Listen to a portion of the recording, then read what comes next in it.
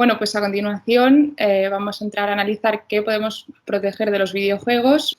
Tal y como dice la Ley de Propiedad Intelectual, se puede proteger aquellas creaciones que sean originales y que estén expresadas en un soporte, ya sea material o inmaterial. Pero, ¿qué entendemos por originalidad? Pues tenemos dos teorías, la subjetiva y la objetiva. La subjetiva defiende que el autor debe plasmar parte de su personalidad en la obra, mientras que la objetiva simplemente se encarga de que no sea un plagio de una obra ya preexistente. Actualmente, como a través de los procedimientos tecnológicos que tenemos ya es más difícil que los autores plasmen sus personalidades en las obras, pues los tribunales están decantando por esta teoría objetiva. Entonces, para que un programa de ordenador sea considerado original, es necesario que se diferencie de cualquier otro programa de ordenador creado previamente.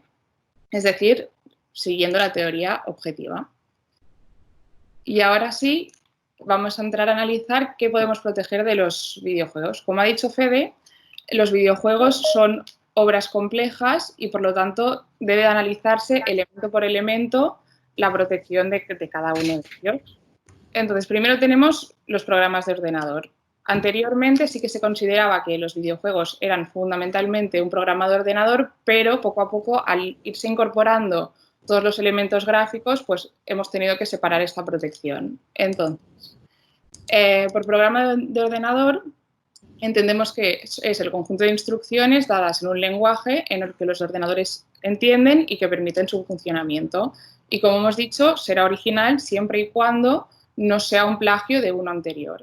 Y además es importante destacar que los programas de ordenador tienen su propia regulación en la Ley de Propiedad Intelectual. Por otro lado, también tenemos la interfaz gráfica, que es el elemento que sirve de enlace entre el software y los operadores o los jugadores.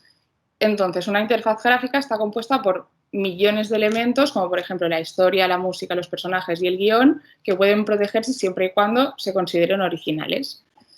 Entonces, es habitual que los programadores utilicéis pues, ideas que están en el dominio público, como por ejemplo un Dios todopoderoso, pero en el caso, por ejemplo, de que a la hora de diseñar el personaje decidáis ponerle pues, la piel de color azul, un tatuaje en el pecho o una cicatriz en el ojo, pues ya tendríamos elementos necesarios, suficientes para decir que es original y que puede ser protegido a través de los derechos de autor. Finalmente, también tenemos la mecánica del juego, que esta es la parte más problemática a la hora de protegerlo, ya que, como hemos dicho antes, las ideas no se protegen, únicamente se protegen la plasmación de esas ideas en un soporte, ya sea tangible o intangible. Entonces, la mecánica podría entenderse como una idea. Sin embargo, si están muy bien desarrolladas, hay casos en los que sí que se pueden proteger. Aquí en España todavía no hemos tenido sentencias relativas a este aspecto, pero en Estados Unidos sí que tuvieron un caso, el caso Pac-Man, que ahora os lo explico a continuación. Una empresa desarrolló un videojuego muy parecido al Pac-Man y entonces Pac-Man demandó a la empresa por plagio de su videojuego. Y el tribunal estableció que, si bien los elementos del Pac-Man son esenciales y obligatorios de un determinado género, como es el caso de los laberintos, la empresa demandada había copiado exactamente la forma del personaje, los sonidos, el movimiento, incluso la mecánica de los monstruitos que se movían y que, por tanto, se estaban infringiendo los derechos de autor.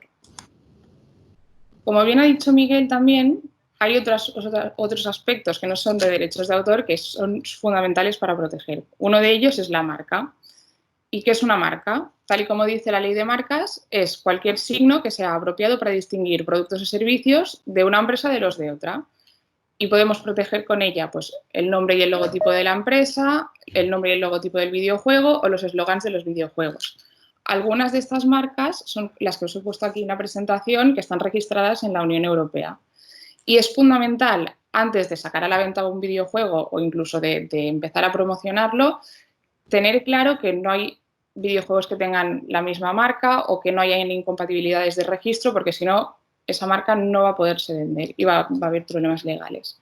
Las típicas clases en las que se registran los videojuegos son la clase 9 para juegos de ordenador y videojuegos, la clase 16 para libros, manuales, productos de imprenta y publicaciones, la clase 28, que son los juegos electrónicos portátiles, y la clase 41, que es la facilitación de videojuegos de manera informática en línea.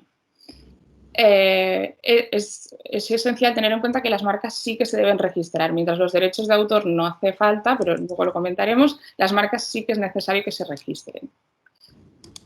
Por otro lado, también podemos registrar determinados aspectos a través de secretos empresariales y de patentes.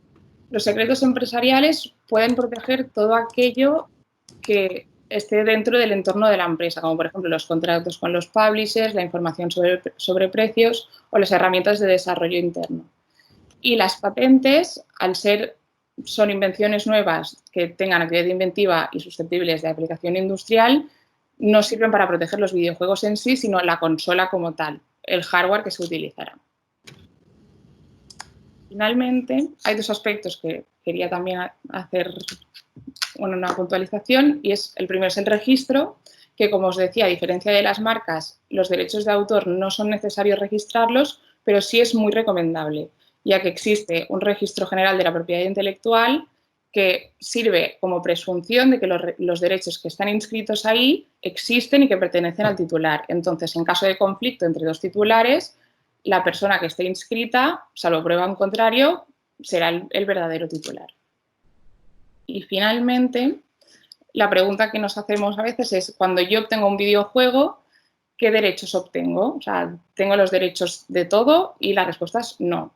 Únicamente obtenemos la licencia de uso del videojuego. Y ahí es donde entra el agotamiento del derecho de distribución, que cuando se trata de copias físicas es fácil, porque es cuando vamos a una tienda de videojuegos y lo compramos.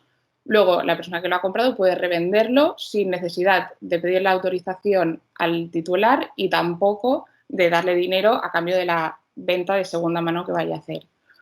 Pero el problema se plantea en los casos de venta online, ya que el Tribunal de Justicia de la Unión Europea dijo en su sentencia de Ubisoft, que es bastante conocida, que la descarga de Internet de una copia de un programa de ordenador autorizada por el titular de los derechos de autor puede dar lugar al agotamiento del derecho de distribución. Es decir, que pasaba lo mismo que con las copias físicas. Sin embargo, como ya hemos ido diciendo, el videojuego no es únicamente un programa de ordenador, sino que es una obra muy compleja y que tiene varios elementos. Y, por tanto, mucha parte de la doctrina cree que no es oportuno que se puedan revender videojuegos de manera digital, al igual que no está permitido revender música o obras audiovisuales. Y hasta aquí mi parte, y cualquier pregunta que tengáis estoy a vuestra disposición.